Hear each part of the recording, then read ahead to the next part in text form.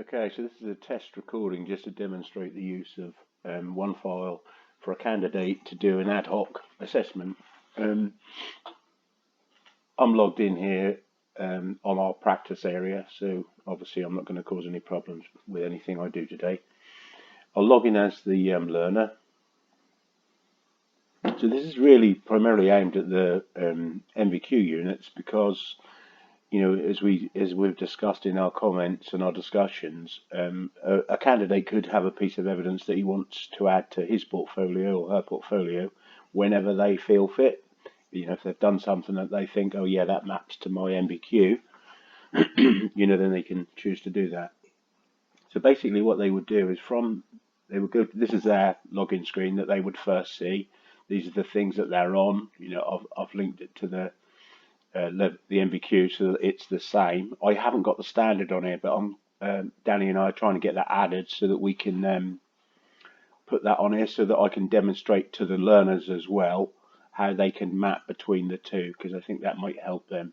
So at the moment on here I've got a MVQ level 3 and an MVQ level 6, which wouldn't be what you would normally do, but just for demonstration purposes. So in here I can go to an assessment.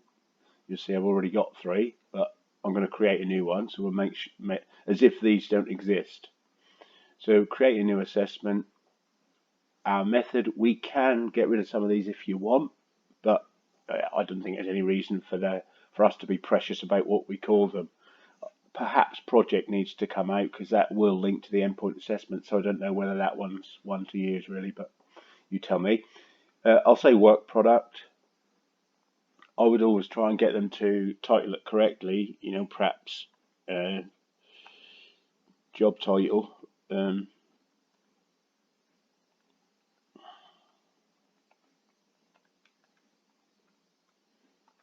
Whatever they want to call it. I don't think that's too restricted in characters. I think you could put quite a big title in there. Then this part is it can be done two ways. If they know what they think they've achieved, which I think is possibly the easiest way, and I think this is the way Tim likes it as well, and I do understand why. If we go separately against individual criteria rather than holistic, if we go holistic, it does make more work for the assessor because then you've got to sort of map their evidence to whatever you think is as well as they are. Right, once they're started, it brings up these boxes here. So that's their work. This is the 8th one we've done. Job title is House in Norwich. It's a product. The date automatically goes in. Now here you can set criteria. So this is a bit where so we can say, if we go to full screen, that'll be easier because we can see more stuff. We could say this links to the MVQ units. So we can say, you've got options here. You can say outcome 1, outcome 2. Yeah, I'm going to do part of outcome 2. So it tells me what it is: evaluate and record quality, potential, reliability of people, services, and circulate the results to the decision maker. So you can say, yeah, I've done the specialist services and I've done subcontractors. I haven't done operatives yet, and I will do my description. I'll do that. Follow rules and formalities, that unit. On the assessment criteria, I've done them all. So you just click the all box, or the candidate will, and that will say, yeah, they've done all them things. So that's my plan. I can then say, hang on a sec, let's think what else there's done, because in my level 3, unit 4, outcome 1, provide information as required. Yeah, I think I've done them. Yeah, I have. I've cleared them ones, so I can say all of them in that outcome 1. So that what my evidence now, when I save, what will happen is it'll show you what you've linked it to, the qualification, the unit, excuse me, the outcome. That's all pre-selected. they know what they're supposed to be doing. So now in this box, they can import a document at this stage to drag and drop if they've pre-written a document that they think is going to do it. But for me, the neater way, if we go back, this is save, we'll save that. All that's done is save the criterion. Then we can go back. This is a bit strange really because you're going back to the assessment. So these boxes are the ones that link to the different outcomes. So all outcome 4, outcome 2. So hopefully that makes sense to everybody. They can get what we've done here.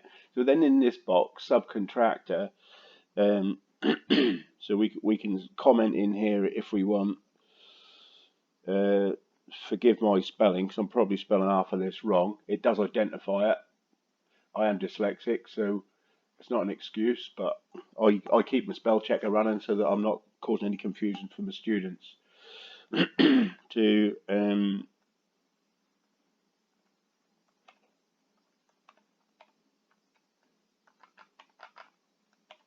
So I'm saying on to what I did in the morning. So I had a daily briefing that day with my subcontractors, and then what I'm going to do, obviously I haven't got these documents, but we can say, yeah, I can select a file. So I mean, that's a random picture. I'll use that. This could be. Let's see what else we got. Yeah, certificate. We'll put that in. We'll put the certificate in. Open. So that will pull that across as an item straight in my portfolio. I can then select some more files if I wish. Just back from there, and obviously you can navigate around your computer. So pictures. Be careful what pictures I put in here.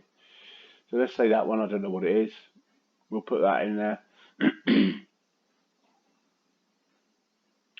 So there's my image, that's that. Yeah, that's what I think has met that criteria, so I can attach.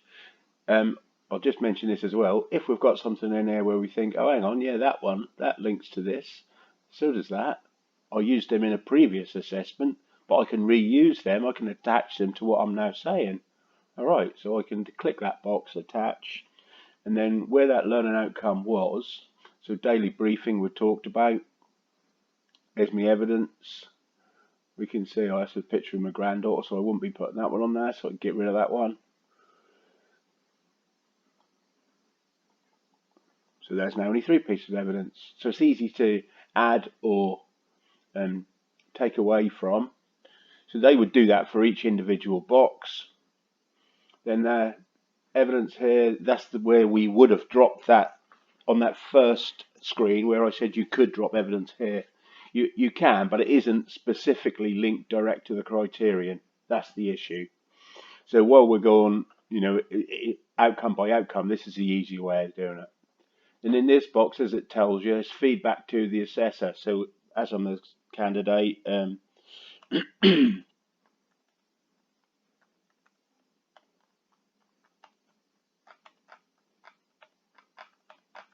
the boxes as a rule in the background of the system that they've got to do this they've got to give you some feedback or ask you something to be able to finish.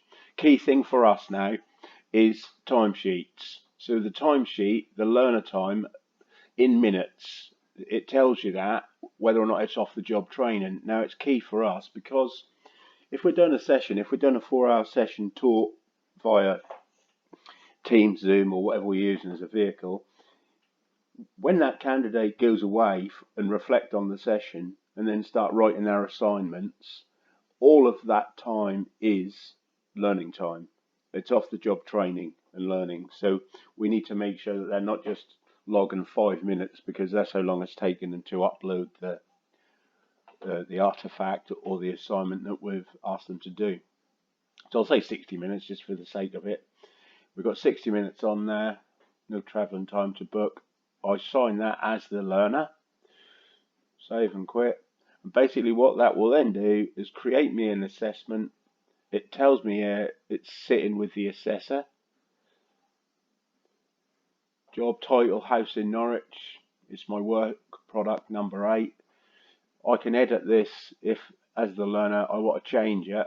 Think, oh, hang on, that job title, that weren't in Norwich, that was somewhere else. Or I could just take job house in Norwich, save. That's what I want to call it. I got that title wrong. So you can edit that at that stage. And that's that piece done. Then what I'll do is I'll do another short video. I think we're better to keep these in little bite size. And please, if there's any questions, just drop us an email and I'll see if I can answer them for you.